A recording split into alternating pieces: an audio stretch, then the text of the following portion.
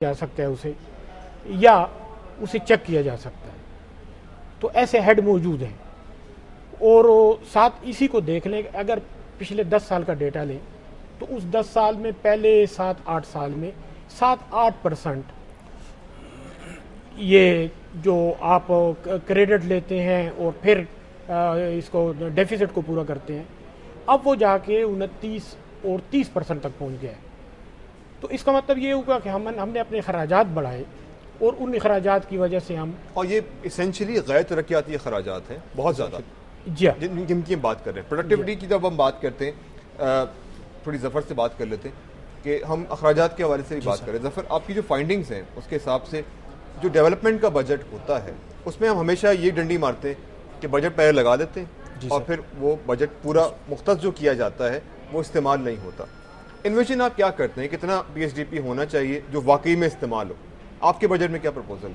Sir, हमारे budget में जो राउंड अबाउट फिगर आया वो 3 टाइम्स ज़्यादा है लास्ट ईयर के बजट से। वो तो एक एक्चुअल फोरकास्टिंग की, जहाँ तक असल में इस्तेमाल भी होना है जो कि गैर तरक्याती अखराजात की जो बात हो रही है, जहाँ तक सर, तो आपको ये बात जानकर हैरानगी होगी कि हमारे बजट का जो करंट एक्सपेंडिचर्स है जो डेवलपमेंट में नहीं जाता वो सिर्फ तकरीबन 78% है।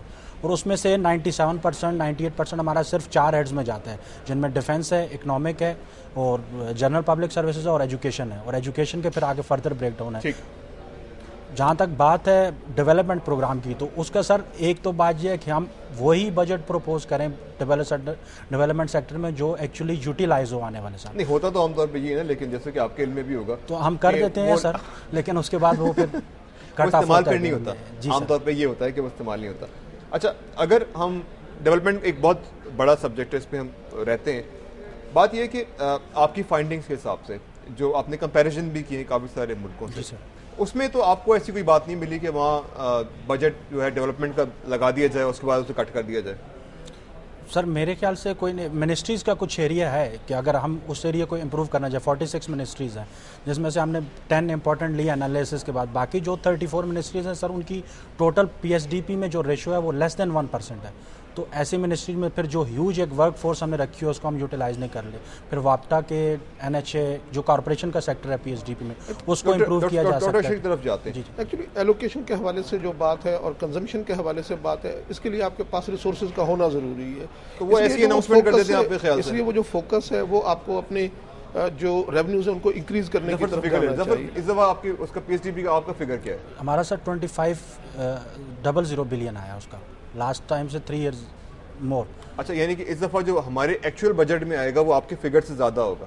नहीं सर, वो फुली लेस होगा। वजह यह है कि गवर्नमेंट के जो लेटेस्ट न्यूज़ आ रही थी मई के एंड पे न्यूज़पेपर में, उसमें वो जो प्रपोज कर रहे हैं 446 बिलियन 500 के फिर में, तो लेट्स सी क्या होता है उसमें। हाँ, मैंने 600 भी सुना हुआ है, हो सकता है ज़्यादा हो, लेकिन आपका जो बजट प्रपोज किया हुआ है वो ये लगना है, ये लगना उनका शायद लगने वाली। डॉक्टर साहब आप कुछ कह रहे थे, हमने उसमें हम बात जब रेवेन्यूज के कॉन्टेक्स्ट में कर रहे थे तो उसमें एग्रीकल्चर तो सिर्फ एक एस्पेक्ट है। आपके पास ट्रांसपोर्ट है, होलसेल है, रिटेलर्स हैं, इसके अलावा आपके और बहुत सारा इनफॉर्मल सेक्टर है जो टोटली डॉक्यूमेंटेड नहीं है। जब तक आप उसको डॉक्यूमेंट नहीं करेंगे उस वक्त तक जो है आप जो रियल पोटेंशियल है रेवेन्यू कलेक्शन के हवाले से, रिसोर्स मोबिलाइजेशन के हवाले से, आप उसको अचीव नहीं कर सकते। तो अल्टीमेटली फोकस जो है वो एक की तरफ जाना चाहिए कि इकोनॉमी की डॉक्यूमेंटेशन। डॉक्टर एक और चीज़, डॉक्टर अनुज की तरफ जाता हूँ, बजट और तालीम का बड़ा जो है इम्पोर्टेंस है इसकी, क्योंकि हम लोग उसको इम्पोर्टेंस नहीं देते। हमारे जीडीपी के अंदर आपके भी जो डाटा आपने दिया हुआ है उसमें भी हम 3% से कभी ऊपर नहीं जाते तालीम के अंदर। 2.7, 2.5, 3.3 ये परसेंटेजेस है जिसपे कि हमारी तालीम और जीडीपी का रेशो चल रहा होता है, which is not acceptable in a way कि जब आप तालीम नहीं देंगे अपनी कौम को तो आप ये कैसे एक्सपेक्ट करते हैं कि उसने आगे चल के कम्पीट भी करना है, तरक्की भी करनी है। तो आपकी जो कंपैरेटिव फाइंडिंग है वो क्या बताती है बाकी मुल्कों के हवाले से कि उसमें क्या तालीम कहाँ पर है और हम कितना मुख्तस कर रहे हैं जीडीपी पर? हम जो लीस्ट एलोकेशन कर रहे हैं ममालिक, हम उनमें शामिल हैं। इसके साथ मैं ये ऐड करूँगा कि अगर एक इंसान को डेवलप करना है, एक को डेवलप कर दें वो उसकी फैमिली एक डेवलप होगी।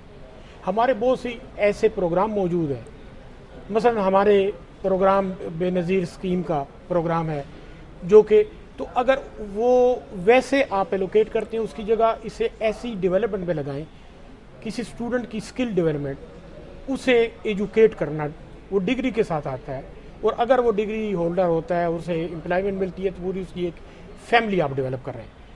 तो अगर हम एक शॉर्ट टर्म तरीके से फंड का एलोकेट, उसकी तकसीम करना, उसको थोड़ा सा बदल के हम इस तरफ आए कि देर पा मकासद के लिए। डॉक्टर साहब, ये बड़ी इंपॉर्टेंट पॉइंट है, hold this thought, we have to come back.